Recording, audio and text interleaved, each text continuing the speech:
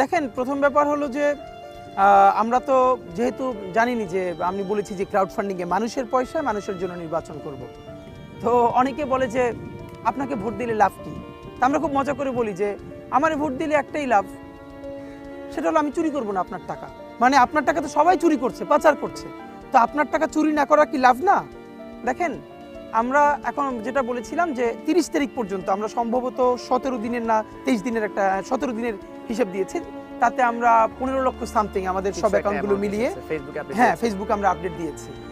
এবং আমি এটা গত 1.5 বছর ধরে বাংলাদেশে আপনারা জানেন আমরা ইনকিলাব মঞ্চ থেকে যত প্রোগ্রাম করেছি, 5,000 টাকা থেকে শুরু করে 50,000 টাকার রেঞ্জের প্রোগ্রাম, আমরা প্রত্যেকটা প্রোগ্রাম ক্রাউড ফান্ডিংয়ে করেছি এবং প্রত্যেকটা প্রোগ্রামের পাই টু পাই হিসাব, আয় এবং ব্যয় আমরা বাংলাদেশে প্রথম নজির স্থাপন করে পাবলিক স্টেটমেন্ট দিয়েছি। ব্যাংক, বিকাশ, নগদ প্রত্যেকটা স্টেটমেন্ট আমরা পাবলিক ওপেন করেছি। আমরা ইনকিলাব কালচারাল সেন্টার করেছি, যেইটা করতে আমাদের প্রায় 20 থেকে 25 লক্ষ টাকা লেগেছে। হ্যাঁ, প্রত্যেকটা পয়সা মানুষ আমাদেরকে দিয়েছে। 20 টাকা থেকে শুরু করে, আমি আপনাকে বলছি স্টেটমেন্ট আছে 20 টাকা থেকে শুরু করে 20,000 টাকা। যে ইনকিলাব কালচারাল সেন্টারটা আমরা সবার জন্য, মানুষ এখানে বই পড়তে আসে, চা কফি খেতে আসে, আড্ডা দিতে আসে, এবং এই প্রত্যেকটা টাকার হিসাব আমরা ফেসবুকে আপলোড করেছি, আমরা নজির স্থাপন করেছি। এরপরও বলেছি যারা ডোনার আছেন তারা যদি আরো ডিটেইল হিসাব দেখতে চান, খরচ আমরা সব সংরক্ষণ করে রেখেছি, মেমোগুলো আমরা দেখাতে পারবো। এবং এখন আপনাকে যেটা বলি, আমার যে নির্বাচন আয়, এই আয়ের একটা টাকা আমি নিজ হাতে ধরি না, এটা আপনাকে জানালাম। আমার নির্বাচনী প্রধান মানে আমাদের দায়িত্বশীল হলো আব্দুল্লাহ জাবেদ, যিনি একই সাথে ইনকিলাব মঞ্চেরও কেন্দ্রীয় সদস্য সচিব, কিন্তু এখানে তো আমি স্বতন্ত্র নির্বাচন করছি। এই সমস্ত অ্যামাউন্টের হিসাব আমাদের জাবেরের হাতে থাকে। তিনি এই টাকা তোলেন, তিনি এই টাকাগুলো খরচ করেন এবং হিসাব রাখেন। এই একটা টাকা আমি নিজে হাতে কখনো ধরি না। কিন্তু এই যে আপনি এই যে পাবলিক ফান্ডিং দিয়ে যে নির্বাচন করছেন, আমরা কিন্তু ইউরোপিয়ান অনেক দেশে কিন্তু এটা অ্যাভেলেবেল একটা বিষয়, আমার দেশে এতটা গ্রহণ এখনো মানুষ দেখে অভ্যস্ত না। তো এটা নিয়েও তো অনেকে বিতর্ক করে যে ও মানুষের টাকা থেকে বিকাশে করে টাকা তুলে নির্বাচন করে, ও আমার কি করবে? তা আমি একটা মজার ব্যাপার বলি, এই যে ধরেন বিকাশ থেকে বা নগদ থেকে বা ব্যাংক থেকে টাকা তুলে করবে, কি করবে?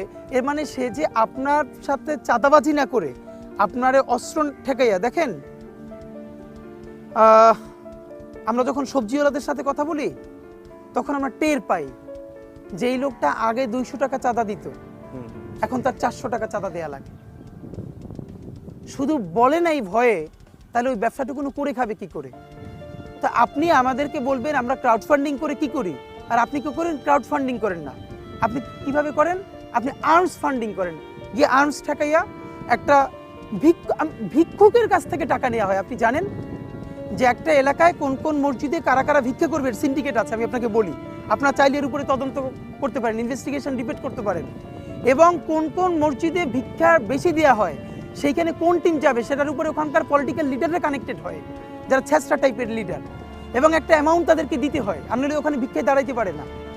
যেই দেশের বিভিন্ন দলের নেতাকর্মীরা ভিক্ষুকদের কাছ থেকে পর্যন্ত টাকা তুলে চাঁদা নিয়ে রাজনীতি করে পেট চালায়, মানে তারা কি বললো না বললো এটা নিয়ে আমরা চিন্তা করব? বরং আমি তো বলছি, আমি তো এই যে ক্রাউড ফান্ডিং এর টাকায় আমার সংসার চলে না। আমি একটা ইউনিভার্সিটিতে শিক্ষকতা করি, প্রাইভেট বিশ্ববিদ্যালয়।